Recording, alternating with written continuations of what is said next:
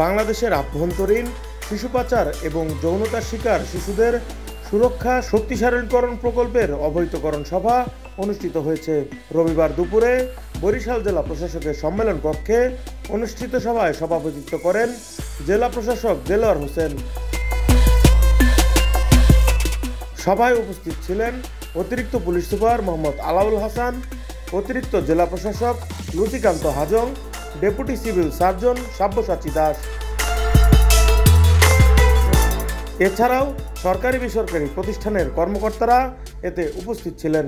দাতা সংস্থা ফ্রিডম ফান্ডের সহায়তায় উন্নয়ন সংগঠন রূপান্তরের বাস্তবায়নে সংশ্লিষ্ট প্রকল্প সম্পর্কে সভায় আলোকপাত করেন রূপান্তরের পরিচালক শাহাদাত হোসেন বাচ্চু।